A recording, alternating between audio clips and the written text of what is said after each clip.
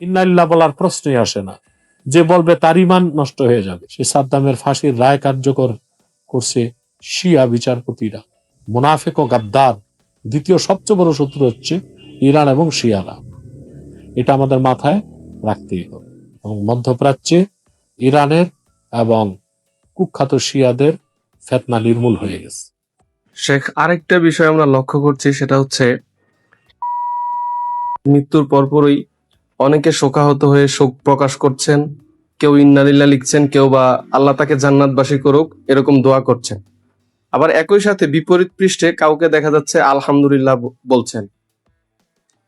কট্টর শিয়াপন্থী হওয়ার কারণেই তারা বলছেন কিনা এই বিষয়টা আপনার কাছে একটু জানতে চাচ্ছি। হ্যাঁ, এটা একটা আকীদাগত প্রশ্ন। এবং আসলে বাংলা গেলে তো হুজুগে বাঙ্গাল। এই দেশে তো আমরা এমনও শুনি অনেকে ওই খামেনির বিপ্লবকে ইরানে ইসলামী বিপ্লব বলে। খামেনির বিপ্লব কোনোদিন ইসলামী বিপ্লব না, কারণ শিয়ারা ইসলামের অনুসরণ করে না। তো ওই ধরনের লোকজনই না বুঝে, আকায়েদের ব্যাপারে জ্ঞান না থাকার কারণে হয়তোবা ইন্নালিল্লাহ লিখতেছে এবং তার বেহেশতে উঁচু মাকামে দোয়া করতেছে। আহলুস সুন্নাল জামাত এক মত, আহলুত তাশাইয়ুক কুবরা যারা, তারা কাফের। অর্থাৎ যারা কোরআন কারীমের তারমিম বা তাহরিফের কায়েল, যারা বিশ্বাস করে নাউজুবিল্লাহ কোরআন শরীফে সাহাবায়ে কেরামের মধ্যে সিদ্দিক আকবর, হযরত ওমর, উসমান ওনারা পরিবর্তন আনছেন, নিঃসন্দেহে তারা কাফের। কারণ আল্লাহর কোরআন হেফাজতের দায়িত্ব আল্লাহর। আল্লাহ নিজে বলেছেন, ইন্না নাহনু নাযালনা যিকরা ওয়া ইন্না লাহু লাহাফিজুন লা তাবদীলা লিকালিমাতিল্লাহ। স্পষ্ট কোরআনে আল্লাহ বলছেন, কোরআনের কোনো পরিবর্তন কোনো মানুষের পক্ষে করা সম্ভব হয় নাই। এটাকে তারা অস্বীকার করে।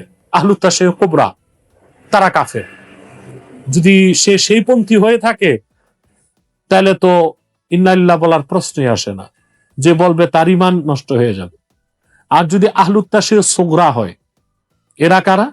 এরা হচ্ছে যে তাদের আকীদায় সাহাবায়ে কেরামকে তারা গালিগালাজ করে না, বা কোরআন কারীমের কোন আয়াতে তাদের শক নাই, তারমিম বা তাহরিফের কায়েল না।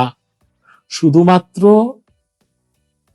হযরত আবু বকর, হযরত ওমর, হযরত ওসমানের উপর হযরত আলীর ফজিলত প্রমাণ করতে চায়, ফাওকিয়ত। তাদেরকে আমরা বেদাতি বলি, আহলুত তাশাইয়ুক সুগরা। সে যদি সেই পন্থীও হয়ে থাকে তবু ইন্নালিল্লাহ বলার কোনো সুযোগ নেই।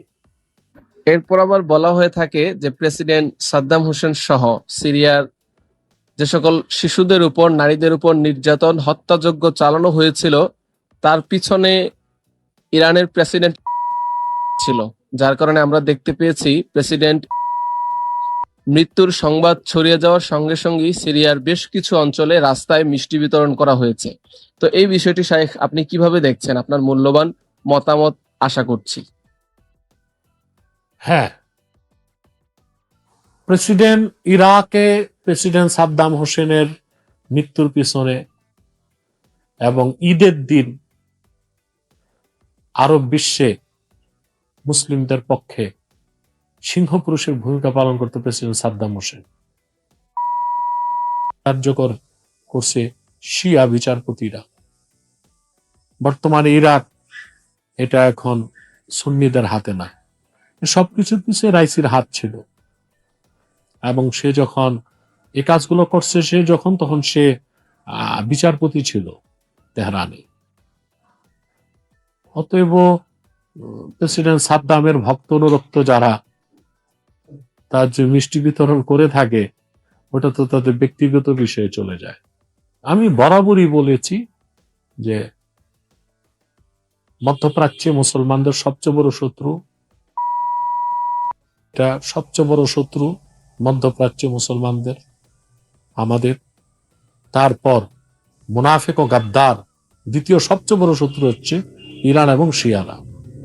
এটা আমাদের মাথায় রাখতেই হবে। এটা মানুষ বাস্তবতা তো দেখতে পেয়েছে। বারবার ইরান হুঙ্কার দিচ্ছে বলে সর্বাত্মক যুদ্ধে জড়াবো, কিন্তু সে সর্বাত্মক যুদ্ধে জড়ায় নাই। দেশে ততক্ষণ হামলা করে নাই যতক্ষণ সে নিজে হামলার শিকার না হয়েছে। যখন দামেস্কে তাদের কনসুলেট ভবনে হামলা করা হয়, তখন সে সরাসরি হামলায় জড়িয়েছে। তাও আমার মনে হয় টেলিফোনে কথাবার্তা বলে সমঝোতার ভিত্তিতে হামলা হয়েছিল। এরপর পক্ষ থেকে হামলা বন্ধ, ইরানের পক্ষ থেকে হামলা বন্ধ, কিন্তু আমাদের তো রক্ত জীবন দিয়েই যাচ্ছে। রাফাতেও তো হামলা হচ্ছে, ইরান সর্বাত্মক যুদ্ধে জড়ায় নেই কেন? এই বিষয়গুলো আমাদের বিবেচনা করতে হবে।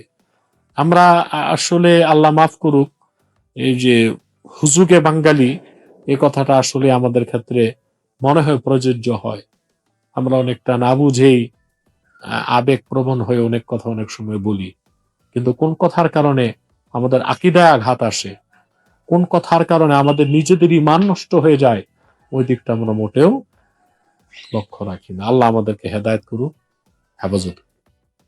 এবং আমরা চাই আমাদের জীবদ্দশায় আমরা দেখতে চাই বিশ্ব মানচিত্র থেকে